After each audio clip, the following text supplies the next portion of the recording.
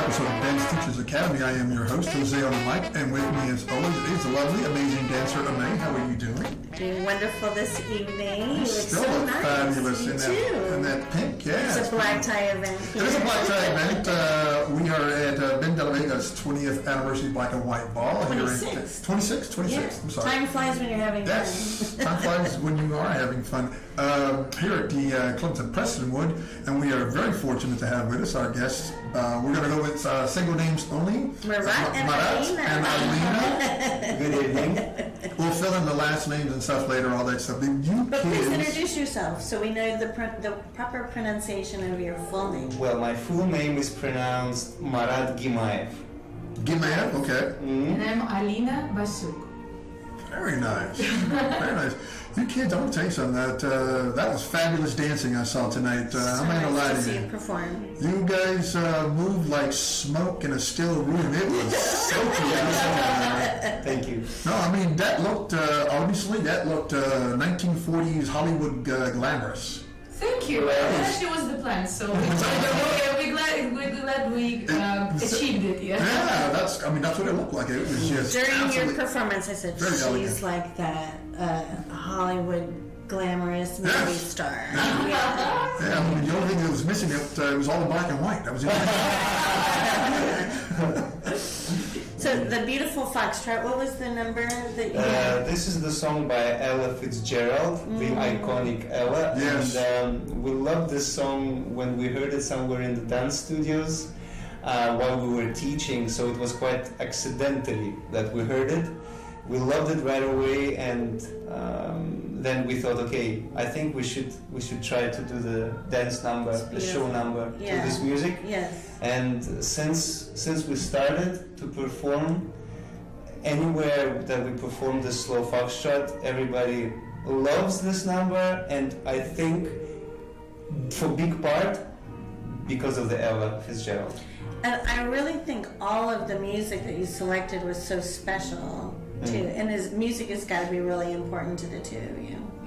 Right. Well, I must give all the credits to Marat because it's him, and I think he has a exquisite taste in music. So sometimes what he offers, I'm a little bit simple-minded, so I would say, give it a chance. Yeah, that's very that's just a foxtrot. He's like, wait, you'll see. And during the years, I learned just to trust. So even when I'm a little bit doubting, and I can feel that he's very sure, I will always go with his choice, and that was never a miss. So yeah. But it wasn't. Yeah, but having said that, it wasn't like that all the time. I think it came to this kind of situation quite gradually through quite a bumpy road, because the music we used to choose for our show numbers was sometimes too special, too out of the genre, and then we would feel that people having hard time to relate. Just missing the connection. Yes, and then we thought, okay, we must be doing something wrong here. Although we ourselves would love the music we choose, but we could feel that the audience was disconnected. Yes, and then we started to treat the process of choosing music with a little bit more care, having more audience in mind, instead of just ourselves and our preferences.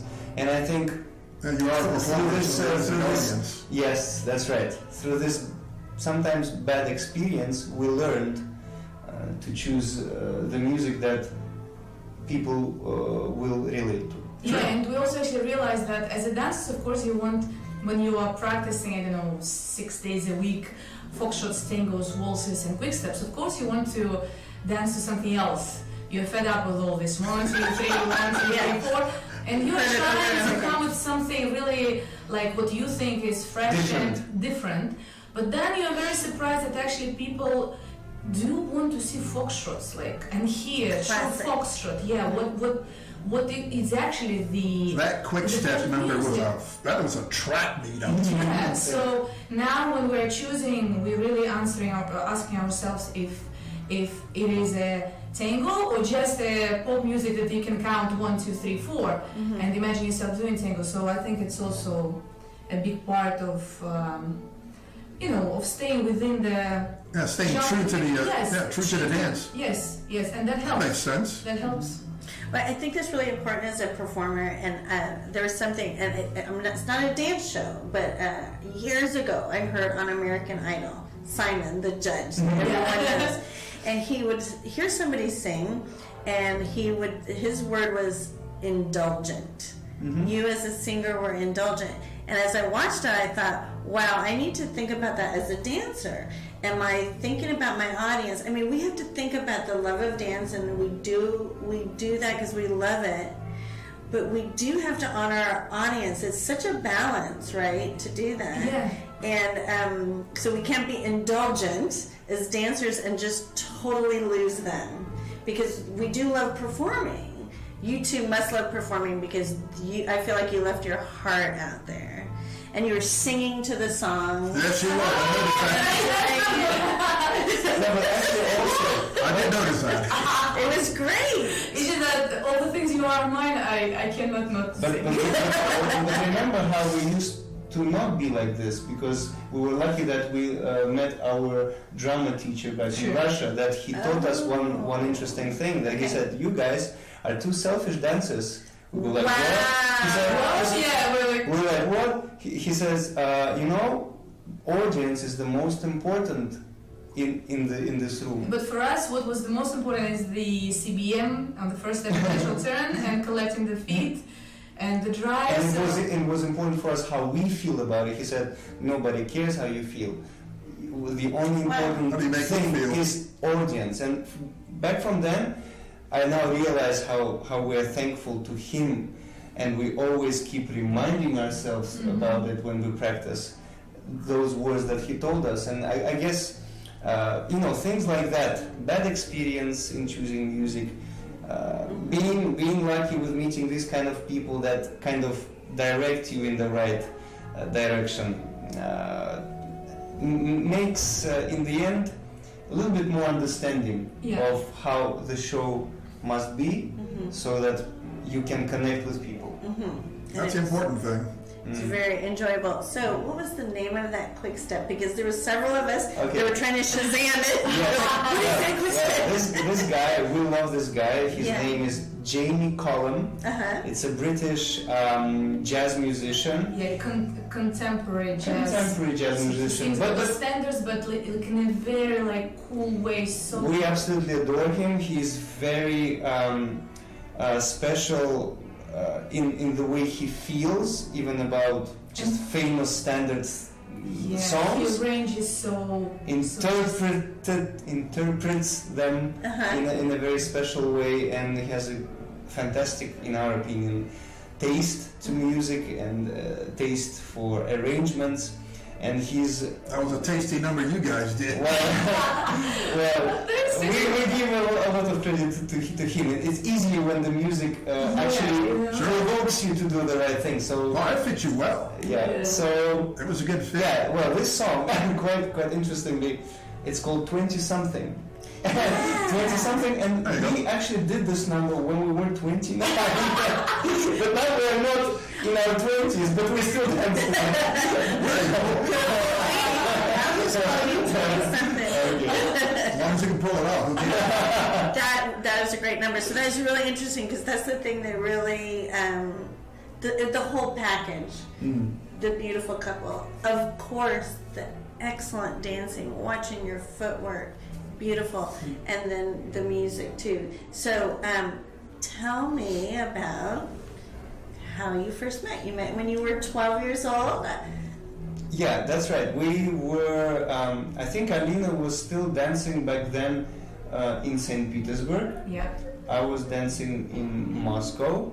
And we would meet somewhere in Junior Blackpool Dance Festival. And also I was coming to the same club where Marat was practicing to take lessons with his teacher, because who then became our common coach. But And who is that? It's Alexander Melnikov and Alina Solomatina. They are very legendary couple back in Russia.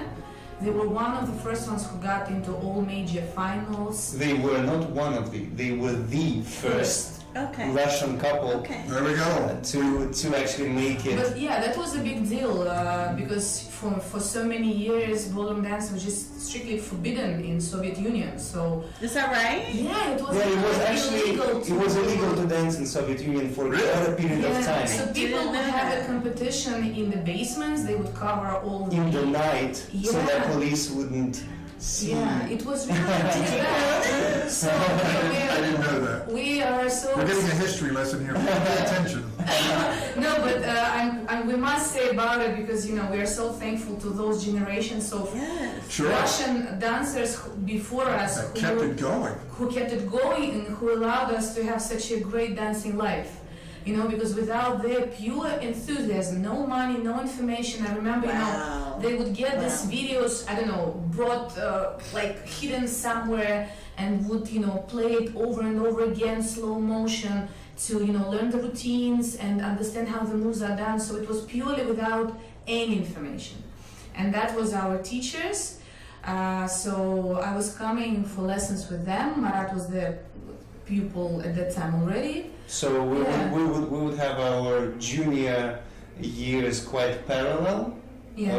Sometimes competing with each other. And I remember it was very funny that I was thinking there was another guy in Russia, a Latin guy, very handsome, who danced beautifully, but who is I think a bit older than us, maybe like 8-7 years older. And I was always thinking, I would dance out of all men in the world. I would dance with that one guy and with Marat. So I was her second choice. Plan B. Gee, I'm not sure how to say that. It's okay. he knows that guy. He loves him. I love him too. That guy's not sitting next to her right now. That's right. So you can understand me, right? I totally can understand you. Yeah, and then those teachers that we were telling you about, they at some point in time they could feel that my partnership with some other girl and Alina's partnership with her partner didn't have so much potential as if we would start to dance together. So Thanks to them, basically. Thanks to them, we started to dance together, and we are till now we're very thankful that our Sasha and Irina, our teachers, made a couple of us, and we will be always thankful to them. I just call them the oracle. They can see. And the two of you have had great success. Yes, great placements. How do you feel about that, though? All the because we've had conversations in the past with champions, and they say, I really try not to focus on the championships because I really want to keep feeling the love of dance and enjoying the journey.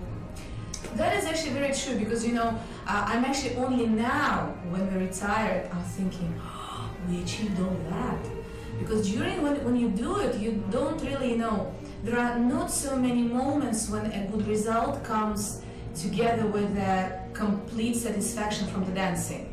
So even if you get some good result, you still have of course you like it and it's nice, but if you are not completely satisfied with the dancing, that feeling actually overpowers the win. Yeah. Sure. So you kind of I cannot remember so many happy moments where you really feel happy from everything. So our happy, that's funny because It is funny. It is funny because I remember happy moments when we were dancing like a team match and there was this introduction and it's a big, huge German competition, and somehow the music, the crowd, all our team comes together. And the goosebumps. Yeah, and I was crying while I was dancing. That I remember. Wow. But the placements, and I remember when another memorable place for me was our first world title in 10 dance, when we were not supposed to win at all, so we were like we not even planning. I mean, like we didn't consider. We were just there dancing. We were happy to be like third or something. Third or fourth, yeah, and then we were first. So yeah, that was great. But also it was just the surprise of the win. Yeah. But you're saying that at the end of the day, sometimes we would have maybe not so good result, but you just feel you did really good. Yes. Sure. And you could feel people reacted, and you could feel things worked between the two of us, and you feel you got it. You know it, you got it. But the result somehow is not. And those nights you probably remember forever. And like Alina said, sometimes the big wins, if not supported by good dancing, then not so satisfactory. It's a hollow victory. Yeah. So at the end of the day, we learned something that our teacher also taught us, that process is much more important than the result. And he was so damn right. And I wish we could understand it a bit earlier. We really understood it by the couple of last years of our competing competitions. But If you can go back to being 18 years old, knowing what you know now. 20-something. yeah. 21, yeah. Then I can have a drink. Yeah, so maybe that's the whole interest of life, that you only sometimes understand things like this when it's a little bit too late. That's the sad part of it. For some of us a little bit further down the road, yeah, I can promise you that's exactly how it works. That's what we do. Really try to inform like dancers that are coming up about to just enjoy it, just to keep that joy of dancing, and and I also remember what he told us, that guys, you are so used to it, so you don't realize what a magic life you live with all your work is dance studio. Not so many people have an advantage of having work in a dance studio to the music, with well-dressed people, who come here to learn from you, who admire you. It's a privilege to have your work as competition, to dress up, to go there, to dance to music with a man. So just look at it a little bit from outside and appreciate what a magical life you live. And he's actually... Yeah, he told us, you guys don't realize you live in the fairy tale. That's very true. Yeah. That's very true. Yes. Yeah, How many people would like to be sitting right there where you are, and we're not here, speaking to us, but, in a situation that you're in, he's absolutely right. Yeah. Yeah. I mean, there's a room full right just down the hall. Yeah, so all our dancing communities are very lucky to have such a nice environment and industry. It's a big blessing. So it seems like your instructors really taught you humility. I must say, if not our teachers in Russia or our English teachers or here in America, we would never in our life achieve anything remotely close to what we, not even achieved is the wrong word, what we've experienced. Experience, okay. Yes.